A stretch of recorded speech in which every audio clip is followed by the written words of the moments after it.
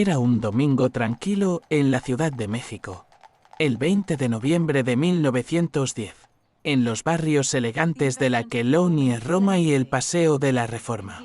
Las familias de la élite porfiriana desayunaban en sus mansiones de estilo afrancesado, rodeadas de porcelana europea y muebles importados.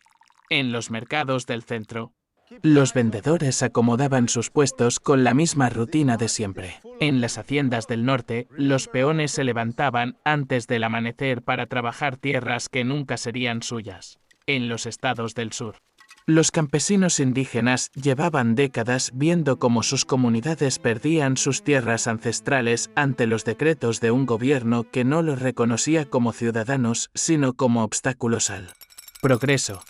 Ese domingo estaba previsto que comenzara una revolución. No comenzó, al menos no ese día, no con la escala que se había planeado. Pero lo que sí comenzó fue un proceso que durante los siguientes 10 años convertiría a México en el primer país del siglo XX en tener una revolución social de alcance nacional, que mataría entre 1 millón y 2 millones de personas, dependiendo de la fuente que se consulte, que desplazaría a varios millones más, que destruiría la economía del país, que produciría la Constitución de 1917, que es todavía hoy la base del Estado mexicano, y que dejaría una herida en la identidad nacional tan profunda y tan productiva al mismo tiempo que México lleva más de un siglo intentando entenderla. Para entender la Revolución Mexicana hay que entender primero lo que había antes, y lo que había antes tenía un nombre y un apellido: Porfirio Díaz. Díaz había llegado al poder en 1876, después de una serie de golpes y contragolpes en la política mexicana del siglo XIX. Era un militar oaxaqueño de origen humilde, héroe de la guerra contra la intervención francesa, con una inteligencia política extraordinaria y una capacidad para la crueldad calculada que sus contemporáneos aprendieron rápidamente a no subestimar. Durante 34 años, de 1876 a 1910, gobernó México con una fórmula que él mismo resumió en una frase que sus colaboradores citaban admirados y sus enemigos citaban con terror: pan o palo. O te beneficias del sistema, o el sistema te aplasta. El porfiriato, como se llama ese periodo, produjo una modernización real y visible del país. Se tendieron más de 20.000 kilómetros de vías férreas que conectaron regiones que antes estaban completamente aisladas. Se construyeron puertos, telégrafos, escuelas normales, hospitales. Las ciudades crecieron con una velocidad que asombraba a los visitantes extranjeros. La Ciudad de México se transformó en una capital que buscaba parecerse a París, con bulevares amplios, edificios neoclásicos y alumbrado eléctrico. Las inversiones extranjeras, principalmente estadounidenses y británicas, llegaron masivamente para explotar las minas, el petróleo, las haciendas y el comercio. El problema era el precio que se pagaba por esa modernización. ¿Y quién lo pagaba? Las haciendas, las grandes propiedades agrarias que controlaban la mayor parte de la tierra cultivable del país. Crecieron durante el porfiriato mediante un mecanismo que combinaba la legalidad con la violencia.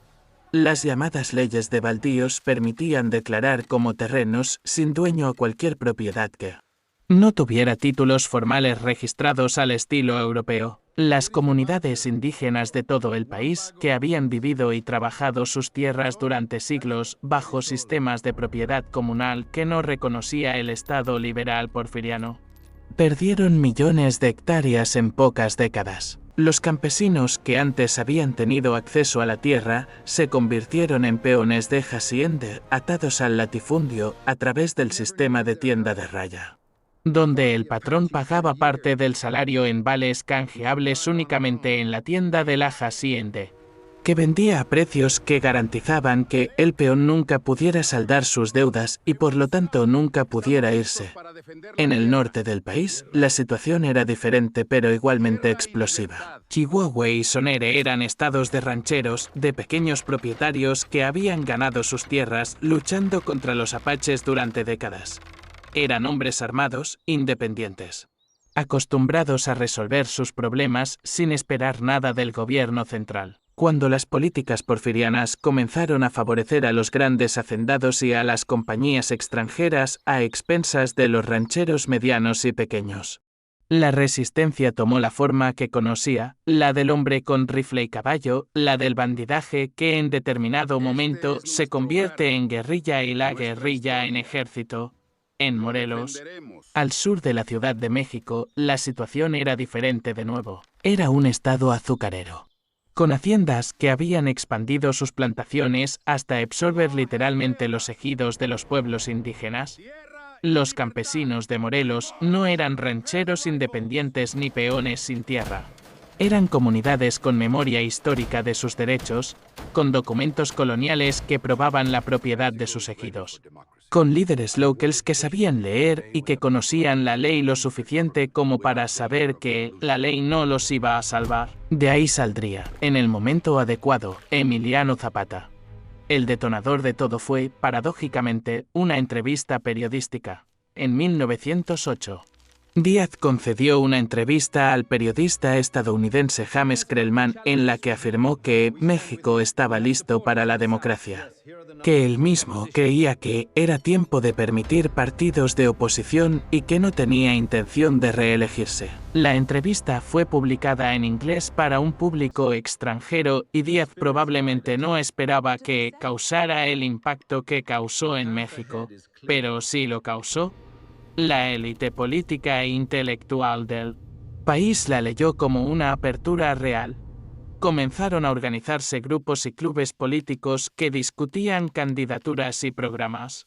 La caja de Pandora estaba abierta y Díaz no tenía ninguna intención real de cumplir lo que había dicho. Francisco Ignacio Madero era el último hombre que Porfirio Díaz debería haber subestimado. Y fue exactamente el hombre que subestimó. Madero era hijo de una de las familias más ricas del norte del país, hacendado, empresario, espiritista convencido y hombre de una honestidad personal que resultaba casi desconcertante en el contexto de la política mexicana de su época. No era un revolucionario en el sentido ideológico. Era un demócrata. Creía genuinamente que México podía transformarse mediante elecciones limpias, que Díaz cumpliría su palabra, que el sistema podía reformarse desde adentro. Escribió un libro, La sucesión presidencial de 1910, que circuló masivamente y que convenció a miles de personas de que había llegado el momento de exigir el cambio por las vías legales. Díaz respondió de la única manera que sabía responder a los desafíos políticos. Metió a Madero en la cárcel justo antes de las elecciones de 1910. Se declaró ganador con el 100% de los votos. Y soltó a Madero pensando que el asunto estaba resuelto. No estaba resuelto. Desde su exilio en San Antonio, Texas, Madero redactó el Plan de San Luis, un documento que declaraba nulas las elecciones. Nombraba a Díaz usurpador y convocaba al pueblo mexicano a levantarse en armas el 20 de noviembre de 1910 a las 6 de la tarde. El levantamiento del 20 de noviembre fue, en buena medida, un fracaso logístico. La mayoría de los grupos que debían levantarse esa tarde no lo hicieron, porque las autoridades porfirianas habían descubierto la conspiración y arrestado a muchos de los organizadores días antes, en Puebla. Los hermanos Cerdán murieron en un tiroteo con la policía el 18 de noviembre, 2 días antes de la fecha prevista.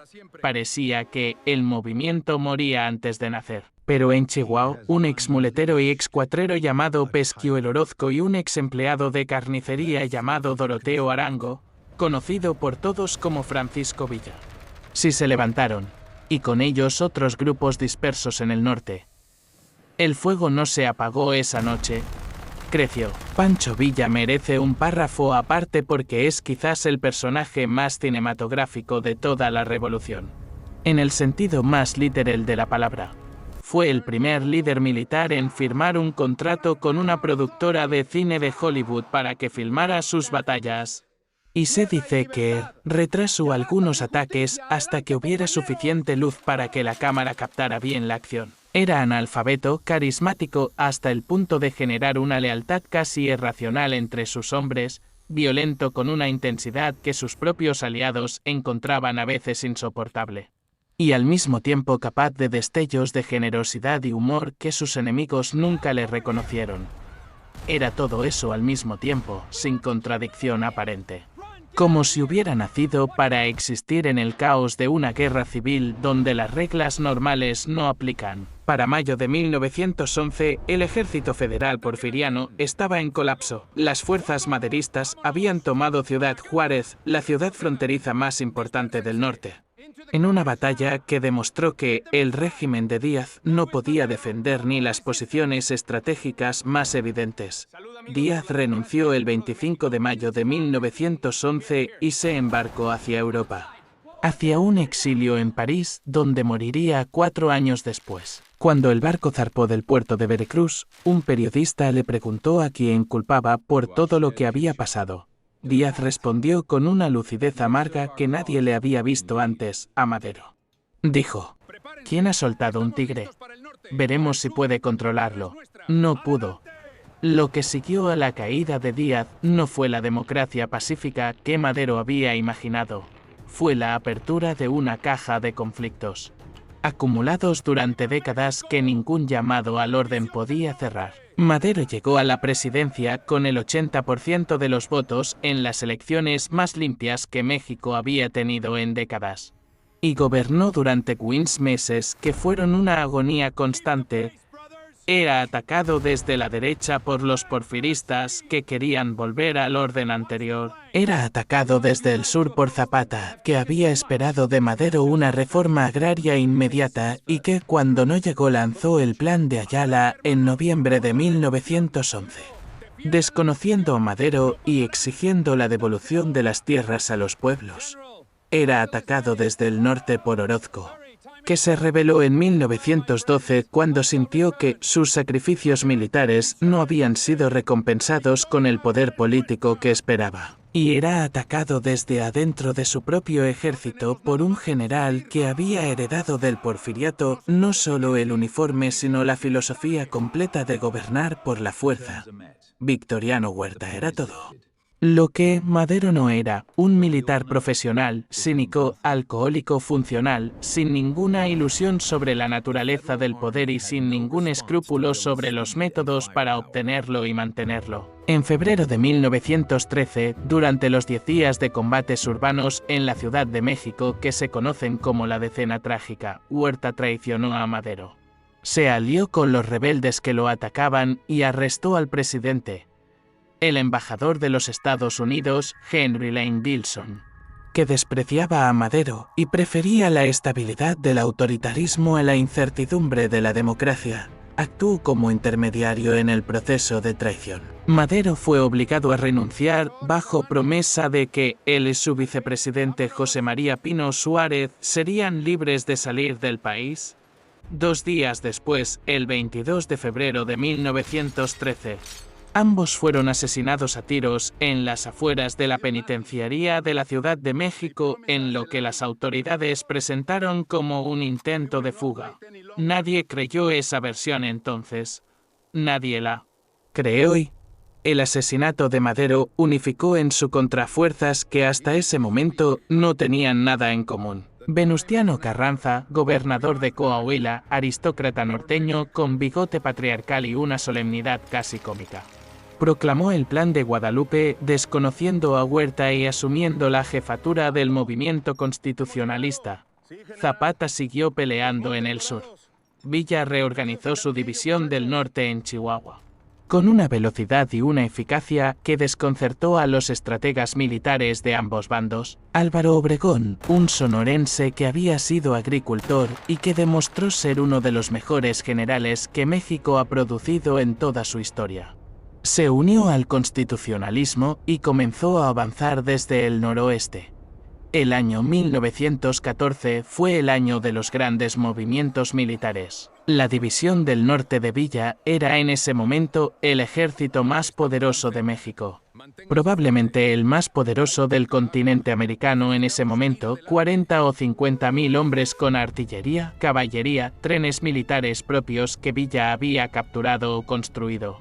y un sistema logístico que le permitía moverse con una velocidad que sus enemigos no podían anticipar. Las batallas de Torreón y Zacatecas demostraron que el ejército federal de Huerta no tenía respuesta para esa combinación de movilidad y potencia de fuego. Huerta huyó al exilio en julio de 1914. 2 años después de haber traicionado a Madero, su régimen colapsó con la misma velocidad con que había llegado al poder. Y entonces comenzó la guerra entre los que habían ganado. La Convención de Aguascalientes de octubre de 1914 fue el intento más serio y más fallido de la revolución por alcanzar un acuerdo político entre sus distintas facciones. Carranza, Villa y Zapata mandaron representantes. Se discutió durante semanas. Se llegó a acuerdos sobre papel que ninguno de los firmantes tenía intención real de respetar. Cuando la convención nombró a un presidente provisional, Carranza simplemente lo ignoró y siguió gobernando como si nada. Villa y Zapata formaron una alianza que, en diciembre de 1914, los llevó a entrar juntos a la Ciudad de México, en lo que es quizás la imagen más icónica de toda la revolución. El campesino morelense en su traje de charro blanco y el centauro del norte con su sombrero de ala ancha, sentados juntos en las sillas de la silla presidencial para una fotografía que los dos parecían encontrar ligeramente ridícula y que el mundo no ha olvidado. Pero la alianza entre Villa y Zapata era la alianza de dos hombres que compartían enemigos pero no proyectos. Zapata quería tierra para los campesinos de Morelos y no tenía ningún interés en gobernar el resto del país. Villa quería poder y no tenía un programa agrario coherente más allá de la lealtad personal a sus hombres. Carranza, en cambio, tenía algo que los dos carecían: cuadros políticos, abogados, intelectuales, una visión de Estado que fuera conservadora y sobre todo el apoyo de Obregón, el mejor general de la revolución. Las batallas de Celaya de abril de 1915 decidieron el resultado de la guerra, aunque todavía faltarían años de violencia para que ese resultado se consolidara. Obregón tendió a Villa una trampa clásica de la guerra de trincheras que el norte de Europa estaba aprendiendo al mismo tiempo con un costo infinitamente mayor. Dejó avanzar a la caballería villista. La atrapó en campo abierto con alambre de púas y ametralladoras. Y la deshizo en dos batallas consecutivas con una eficiencia fría y metódica. Villa perdió en Celaya quizás la mitad de su división del norte. Nunca se recuperó de esa derrota como fuerza militar convencional. Zapata siguió peleando en Morelos hasta 1919, cuando fue atraído a una trampa y asesinado por órdenes del gobierno carrancista. El oficial que organizó la emboscada, Jesús Guajardo, llegó a un acuerdo con el gobierno prometiéndole unirse al zapatismo. Organizó una reunión con Zapata en la hacienda de Chinameca. Cuando Zapata entró al patio de la hacienda, la Guardia de Honor le presentó armas y luego le disparó a quemarropa. Tenía 39 años. Su cuerpo fue exhibido en Cuautla para que todos pudieran ver que estaba realmente muerto. Muchos campesinos de Morelos no lo creyeron. Durante décadas circuló la historia de que Zapata no había muerto, que había escapado a Arabia, que volvería. Esa negativa a aceptar la muerte de un líder es la medida más exacta de lo que ese líder significaba para su pueblo. Carranza gobernó como presidente entre 1917 y 1920 con la constitución que su gobierno había redactado en Querétaro como principal legado. Esa constitución, la de 1917, fue en muchos sentidos la más avanzada del mundo en su momento. Reconocía la propiedad originaria de la nación sobre el subsuelo, lo que permitiría eventualmente la nacionalización del petróleo. Establecía derechos laborales que Europa tardó décadas más en consagrar. Reconocía el ejido como forma de propiedad comunal. Separaba formalmente la Iglesia del Estado de manera definitiva. Era, en papel, el programa que la revolución había prometido. En la práctica, Carranza gobernó de manera más bien conservadora, priorizando el orden y la reconstrucción por encima de las reformas sociales. La reforma agraria que Zapata había pedido con su vida fue implementada con una lentitud que sus seguidores consideraban una traición. Carranza tampoco sobrevivió mucho tiempo. En 1920, cuando intentó imponer a un candidato presidencial ajeno al grupo sonorense que controlaba el ejército, Obregón y sus aliados se rebelaron. Carranza huyó de la Ciudad de México con el Tesoro Nacional en trenes, perseguido por los rebeldes. Fue asesinado en una aldea serrana de Puebla llamada Tlaxcalantongo, mientras dormía en una choza. Tenía 60 años. El hombre que había declarado la guerra a Huerta porque asesinó a un presidente legítimo murió de la misma manera que el hombre que había derrocado. Obregón fue elegido presidente en 1920 y su periodo marca convencionalmente el inicio de la etapa de reconstrucción. El fin de la guerra civil en sentido estricto. Pero Villa todavía estaba vivo y en armas, y el gobierno tuvo que negociar con él. Le ofrecieron una hacienda en Durango, la de Canutillo, y una guardia personal de 50 dorados, sus hombres de confianza. Villa aceptó. Se retiró a Canutillo, construyó una escuela para los hijos de sus exsoldados. Comenzó a administrar la hacienda con la misma energía que había puesto en sus campañas militares. Duró 3 años en ese retiro, en julio de 1923. Mientras conducía su automóvil por las calles de Hidalgo del Parral, fue emboscado y acribillado. Recibió 9 disparos. Murió al instante. Nunca se estableció con certeza absoluta quién ordenó el asesinato, aunque las sospechas apuntaron siempre hacia el interior del gobierno. Villa muerto era más manejable que Villa vivo con 50 hombres armados y la memoria de lo que había sido. El costo humano de todo ese proceso es difícil de comprender en su dimensión real porque los números son tan grandes que pierden significado concreto. Entre 1 millón y 2 millones de muertos en 10 años de guerra, dependiendo de si se cuentan solo los caídos en combate o también los muertos por hambre, enfermedad y desplazamiento, que en las guerras civiles siempre superan a los caídos en batalla. Zonas enteras del norte del país despobladas, porque los habitantes habían huido hacia las ciudades o cruzado la frontera hacia los Estados Unidos. Haciendas quemadas, cosechas destruidas, ganado diezmado. El sistema de riego del Bajío, que era la región agrícola más productiva del país, destruido en combates que convirtieron los campos de cultivo en campos de batalla. La red ferroviaria, que había sido el orgullo del porfiriato, parcialmente destruida porque los trenes eran al mismo tiempo el medio de transporte y el objetivo militar más valioso de la guerra.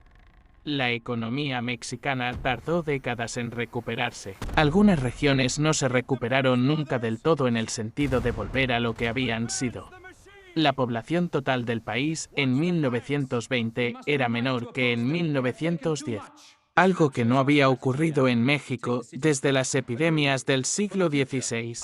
Detrás de ese número hay millones de historias individuales de familias deshechas, de pueblos vaciados, de vidas truncadas en el momento más arbitrario posible. Y sin embargo, de ese cataclismo emergió algo que no existía antes, un Estado mexicano con una base de legitimidad popular que el porfiriato nunca había tenido.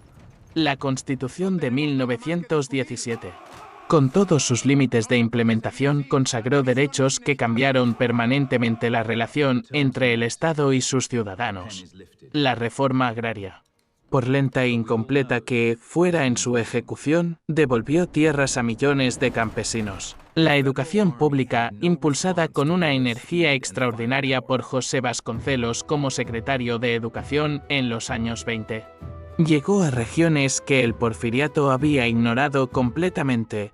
Los murales de Diego Rivera, José Clemente Orozco y David Alfaro Siqueiros en los edificios públicos convirtieron la historia de México en un espectáculo visual accesible a los que no sabían leer, creando una narrativa nacional que todavía hoy define la forma en que México se piensa a sí mismo. El partido que nació de la revolución, el PNR fundado en 1929, que eventualmente se convertiría en el PRI, gobernó México durante 71 años consecutivos. Fue, en muchos sentidos, la institucionalización del compromiso que la revolución había hecho con sus distintas facciones.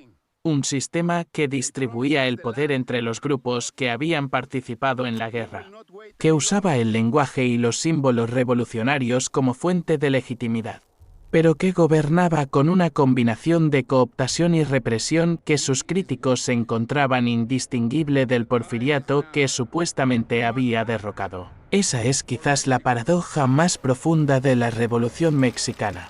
Fue el acontecimiento político más radical del siglo XX latinoamericano antes de la Revolución Cubana. Produjo una constitución que en 1917 era la más avanzada del mundo.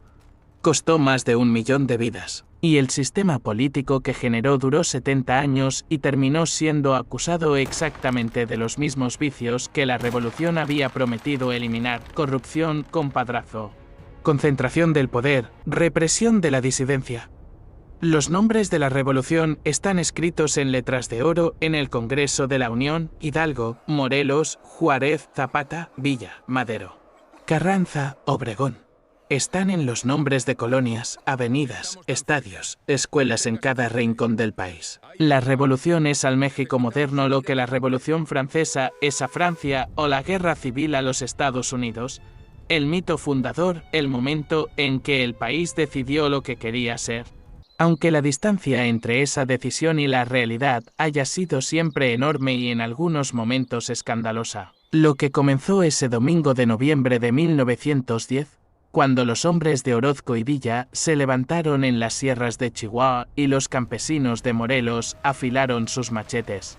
No fue solo una guerra. Fue la expresión más violenta y más costosa de una pregunta que México todavía no ha terminado de responder: ¿a quién le pertenece este país? ¿Quién tiene derecho a sus tierras, a sus recursos, a sus instituciones, a su futuro? Esa pregunta sigue viva, y la revolución sigue siendo el nombre del momento en que México se atrevió a formularla en voz alta, aunque el precio de hacerlo fuera devastador más allá de cualquier cálculo previo.